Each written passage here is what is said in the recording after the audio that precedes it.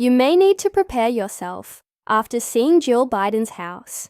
It's not the warm, inviting haven you might anticipate from a former First Lady. This 6,150 square foot lakefront mansion in Greenville, Delaware, certainly exudes luxury from the outside.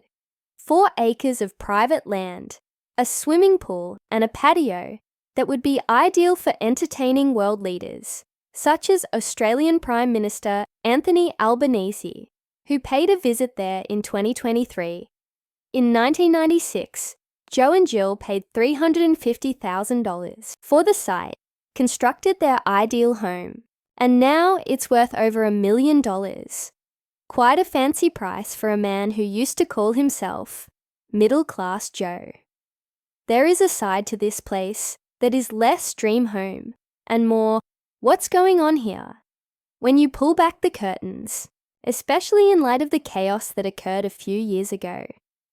Since the garage is where the true tale is hidden, let's start there.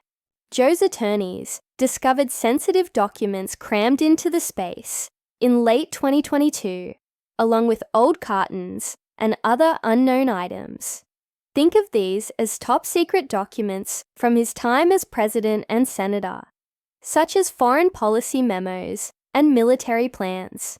When the Justice Department arrived in January 2023, Special Counsel Robert Herr's report later revealed pictures of a disorganized filing cabinet at Joe's home office, which was located adjacent to the garage, with private notebooks confiscated.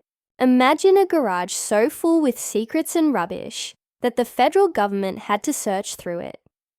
It's more of a hoarder's cache than a statesman's hideaway, so it's not quite the polished image you'd expect from a first couple's getaway. Imagine the interior now. Official White House pictures from 2020 and 2021, when Joe ran from the basement, feature a home office with leather chairs and wood paneling, as well as bookshelves and family portraits. Yes, it's great, but the papers. Controversy involved those exact shelves and that garage. The feds reportedly discovered 6 classified items strewn about, some of which were in a room off the garage. You have to ask yourself, what else might be hiding there? Stacks of unfinished files, dusty nooks, and perhaps some cobwebs if they're not keeping up with the cleaning. Perhaps housekeeping took a back seat to all of that, because Joe has been traveling back and forth between Delaware and Washington, D.C., and Jill has been teaching at Northern Virginia Community College until lately. When you consider how they have utilized the space, the atmosphere becomes even more bizarre. Joe boasted that his president's daily brief would be held in a secure location, surrounded by military aides. Yet those confidential documents ended up in the garage unguarded. It seems as though they converted into a storage dump, piles of old boxes, and a house that is less elegant and more lived-in disaster underneath then.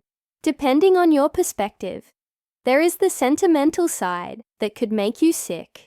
In his 2017 book, Promise Me Dad, Joe spoke about how he almost mortgaged this house to cover Beau's medical treatments before Obama intervened with financial support.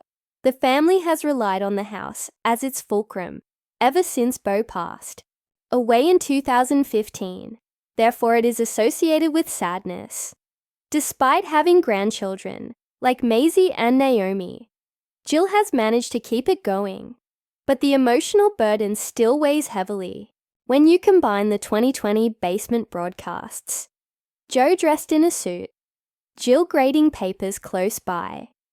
You get a combination of personal mess and political grind that isn't really Instagram-worthy. This is a functional, untidy glimpse of life, not a viral tour of gleaming kitchens. Is it repulsive?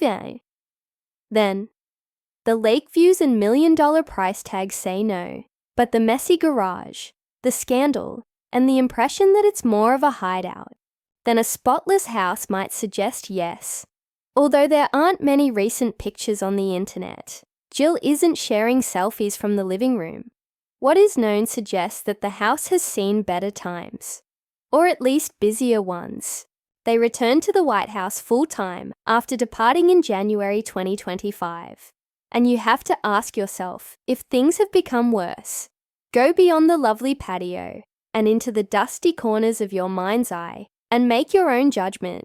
Do you think it's a stunning mess or stunning? Tell me.